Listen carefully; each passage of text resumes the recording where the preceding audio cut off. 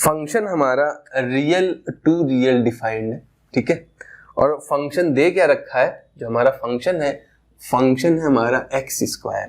Function हमारा दे रखा है एक्स स्क्वायर, कह रहा है ना ये 1 1 है ना ही ऑन टू है।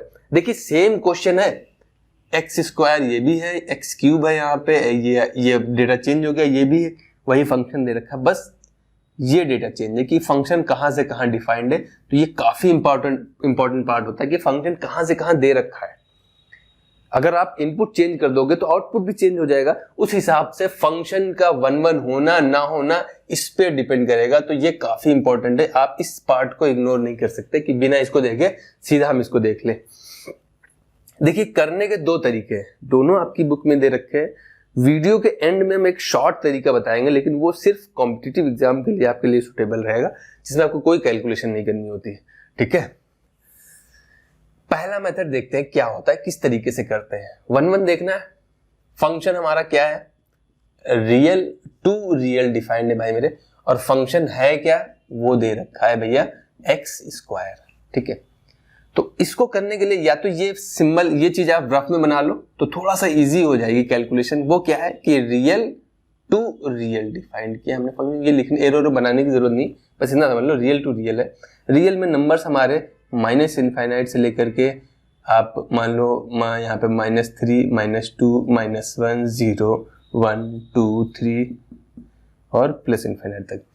इनके बीच में जो नंबर है 0.1 0.2 1.5 सारे नंबर लिए जाएंगे, क्योंकि रियल नंबर में सारी जो नंबर होते हैं सारे काउंट किए जाते हैं। मैं लिख नहीं रहा बट आपको समझ में आ जाना चाहिए। यहाँ पे भी वही सीन होगी, फिर ये भी हमारा रियल नंबर ही तो है, -3 -2 -1 1 2 3 और +इनफाइनाइट, ठीक है। अब बात क्या रहे, इनपुट हमारा रियल है तो ये डोमेन है, और ये क्या है भैया मेरे, ये है हमारी कोडोमेन। आई होप इतना क्लियर है। एक चीज देखिए, ये fx लिखिए या y लिखिए, ये एक्स स्क्वायर है। देखिए यहां साफ दिख रहा है कि x हमारा इनपुट है, यानी ये डोमेन का हिस्सा है, और y हमारा आउटपुट है, यानी ये भैया रेंज का हिस्सा है, ठीक है। अब यहां मुझे क्लियरली दिख रहा है एक्स स्क्वायर है, तो आप चाहे प्लस वैल्यू रखोगे चाहे माइनस वैल्यू रखोगे, रिजल्ट सेम आएगा। कहने का मतलब है कि आप -1 रखोगे तब भी ये वैल्यू 1 देगा, और आप इसी में अगर आप +1 कर दोगे तब भी ये वैल्यू क्या देगा, 1 ही देगा। आई होप इतना क्लियर है। क्लियरली ये दिख रहा है, ये 1 1 तो नहीं है, मैनी 1 है। तो यहाँ पे आप लिखोगे कैसे शो करोगे कि इन the given function f of -1 is equal to 1 which is equal to f of 1, ठीक है। अब देखिए f of -1 भी 1 देगा, f of 1 भी 1 देगा, so the given function is not 1 1, ठीक है। तो हमारा फंक्शन 1 1 नहीं है, सिंपल लिखना पड़ेगा ये। अब ऑन टू कैसे करेंगे, दूसरी कंडीशन क्या है, ऑन टू फंक्शन कैसे प्रूव करेंगे, ऑन टू फंक्शन कैसे करेंगे। आप सिंपल देखो जरा, मुझे कोई भी आप ऐसा नंबर बता दो जो यहां खाली होगा, जो इसकी बात करते हैं कोडोमेन में, इसको देखते हैं, इससे मतलब नहीं है, कोडोमेन में इसमें देखते, कोई भी ऐसा नंबर उठा लो जिसका किसी से कनेक्शन नहीं होगा। मुझे क्लियरली दिख रहा है कि एक्स स्क्वायर है, ये हमेशा पॉजिटिव नंबर ही देगा। यहाँ पे जितने भी नंबर होंगे ना सब इधर ही प्लॉट होंगे। अब -3 रखोगे तब भी +9 देगा, +3 में तो बात ही नहीं कर रहे हैं, माइनस पे जितने भी नंबर रखोगे प्लस ही मिलेंगे, क्योंकि सबका स्क्वायर होना है। तो मुझे पता चल रहा है, यहाँ पे आप लिख सकते हो कि -1 और कोई भी नंबर उठा लो, यहाँ पे आप इवन हर एक नंबर का स्क्वायर होगा तो 2 भी नंबर नहीं मिलेगा, 2 रियल नंबर्स, अच्छा रियल नंबर है तो 2 3 मिलेंगे, √3 रियल में आ जाएगा तो वो मिल जाएगा, लेकिन नेगेटिव नंबर नहीं मिलेगा। तो यहाँ पे मेंशन करना है √2, ये 2 कैसे आएगा, क्योंकि √2x की वैल्यू रख सकते हो, बिल्कुल मिलेगा √2 1.141 जो भी है, रियल नंबर्स में आता है, रैशनल इरेशनल अलग हो जाते हैं, लेकिन सब हिस्सा रियल के ही होते हैं, ठीक है। तो ये सब मिल जाएंगे, पॉजिटिव वाले सारे नंबर मिलेंगे। यहाँ पे कंडीशन आती है -1 की, यहाँ पे लिख दो -2 इन R में दिया, ये रियल में, यहाँ पे जो भी मेंशन होगा वो मेंशन करेंगे कि -2 in R has no pre image in R, यानी इसकी इस एलिमेंट में कोई भी इससे कनेक्टेड नहीं है, यानी -1 या माइनस कोई भी नंबर इसकी कोई भी प्री इमेज नहीं है, मतलब ये नंबर किसी से भी कनेक्टेड नहीं होगा। यहाँ पे आप कोई भी नंबर, एक नंबर आप दिखा देते हो तो बस प्रूव हो जाएगा कि ये हमारा फंक्शन ऑन टू नहीं है। तो यहाँ पे हम लिख सकते हैं कि ये प्री इमेज नहीं है इसमें, so it is not an onto function.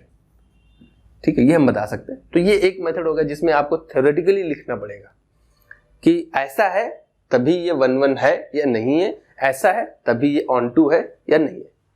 तो ये पहला तरीका है, आप नोट कर लीजिए। चलिए बात करते हैं मेथड नंबर 2 की। देखिए इस पर्टिकुलर क्वेश्चन में ही हम बता रहे हैं आपकी, आप इस क्वेश्चन को दो तरह से कर सकते हैं। पहला हमने बता दिया थ्योरेटिकली आपको बस लिखना होता है कि ऐसा है तो ऐसा है। दूसरा तरीका क्या होता है कि फॉर्मूला यूज करते हैं। फॉर्मूला क्या होता है, 1-1 प्रूफ करने का फॉर्मूला क्या होता है भैया, 1-1 प्रूफ करने का फॉर्मूला होता है कि हम भाई 1-1 में क्या होता है, एक इनपुट पे एक ही आउटपुट मिलेगा। तो 1-1 में हम मानते हैं कि दो आउटपुट ऐसे हैं जो बराबर हैं, x1 पे और x2 पे, f ऑफ x2 पे लेट, ये मानते हैं। ठीक है, तो आउटपुट बराबर है ये तभी पॉसिबल होता है जब इनपुट बराबर होंगे। ये आपको प्रूफ करना पड़ेगा, ये दिखाना पड़ेगा, ये शो करना पड़ेगा कि भैया इनपुट बराबर थे, यही ओनली सोल्यूशन है, एक ही सोल्यूशन है। 1-1 है अगर दो सोल्यूशन, तीन सोल्यूशन आ रहे हैं, मोर देन वन सोल्यूशन आ रहा है, तो सिंपली वो 1-1 नहीं है। यानी हम तब मानते हैं कि आउटपुट बराबर है, तो ये एक ही सिचुएशन में पॉसिबल है जब इनपुट भी हमने बराबर डाले होंगे, एक ही इनपुट डाले होंगे, तभी आउटपुट एक ही आएगा। अब इस क्वेश्चन को इसी फॉर्म से सॉल्व करते हैं। तो f ऑफ x1 कितना हो जाएगा भैया, x की जगह x1 रख देंगे तो ये x1 का स्क्वायर हो जाएगा। f ऑफ x2 रख देंगे तो वो कितना हो जाएगा, x2 का स्क्वायर हो जाएगा। हम मान रहे हैं कि let f of x1 is equal to है f ऑफ x2 के। तो यहां से x1 यहां आ जाएगा तो x1 का स्क्वायर, यहां से देखेंगे तो ये x2 का स्क्वायर हो जाएगा। प्रूफ हम कर चुके हैं पहले भी कि ये 1-1 नहीं है, बट हमको दिखाना पड़ेगा।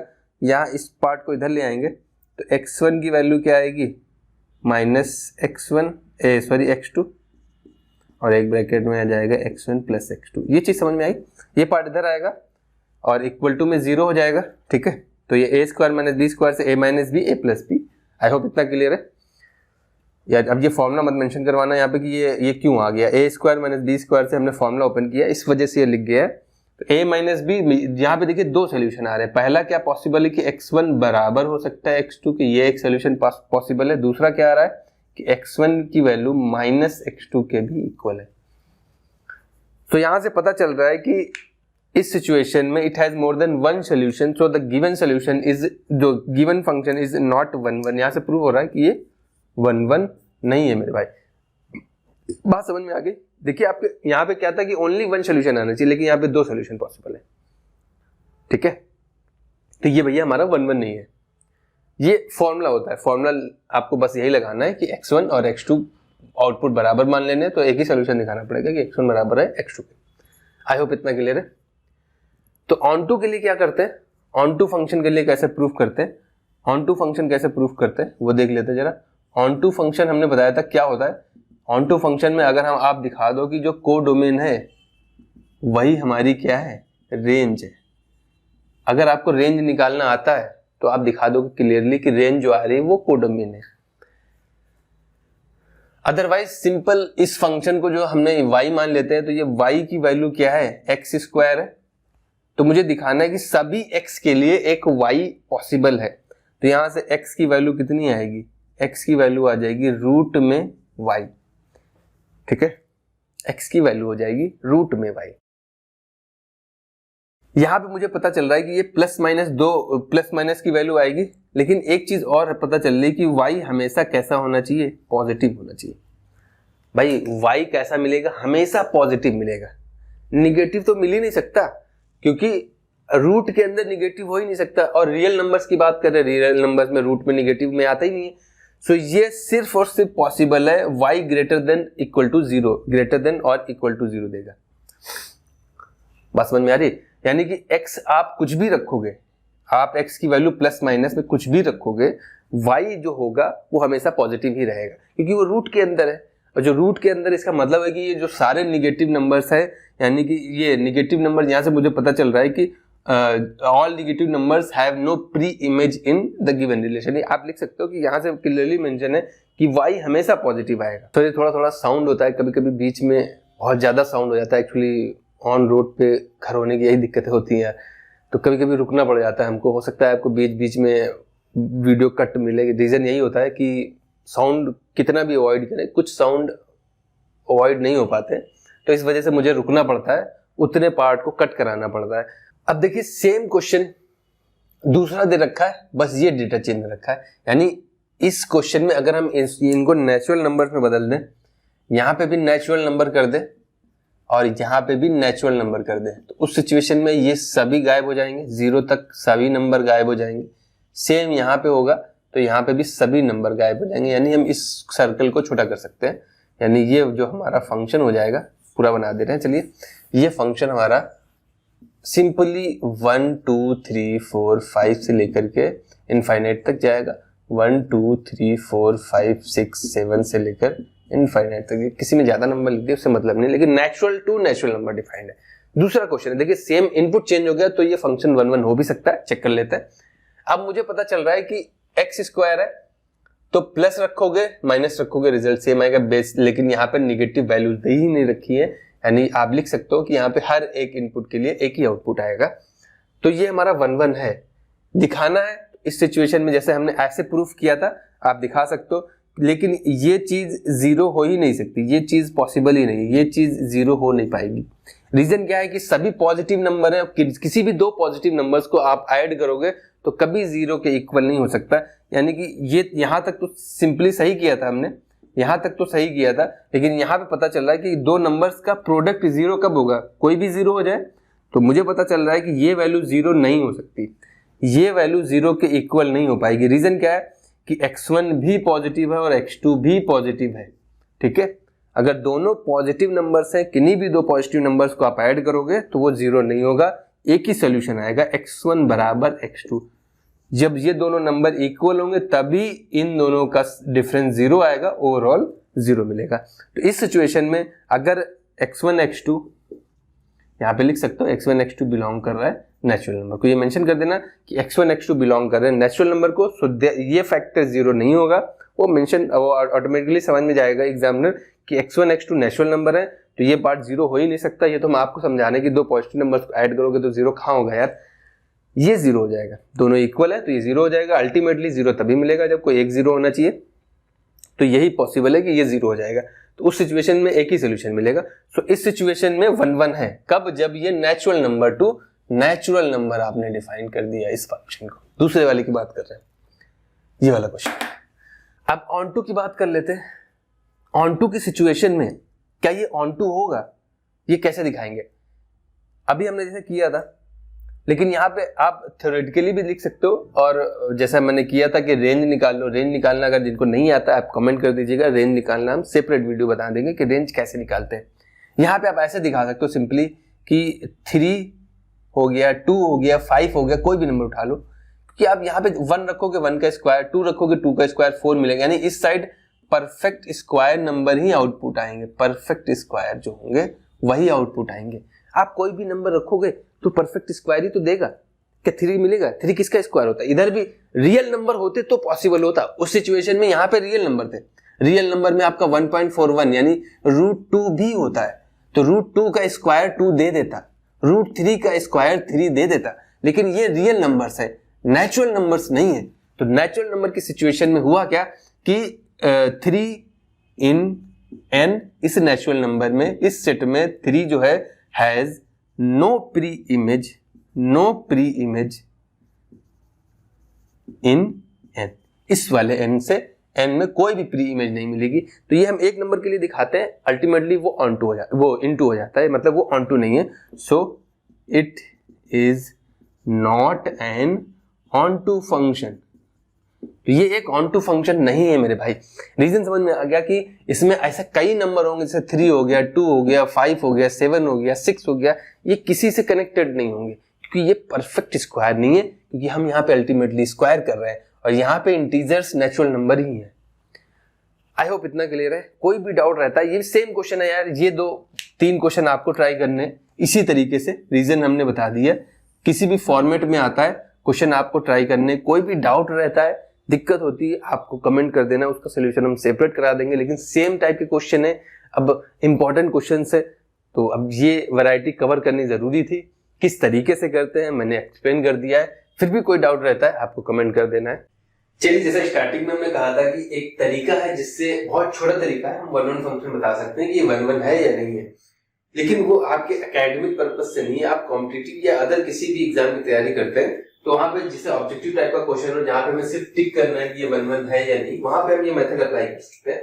इसमें आपको ग्राफ बनाना आना चाहिए। ग्राफ बनाना बहुत इजी होता है, किसी को भी नहीं आता है, सिंपल देख लीजिए। जैसे हम इस फंक्शन की बात करें, fx = x² और इनपुट क्या है, रियल नंबर, ठीक है। तो रियल नंबर की बात करें तो ये 0 हो गया, 1 2 3 4, इधर आप देखोगे तो -1 -2 -3 एंड -4 एंड सो ऑन। ये रियल एक्सिस होती है, -∞ से +∞ या इनफाइनाइट, जैसा भी आप बोलना चाहें।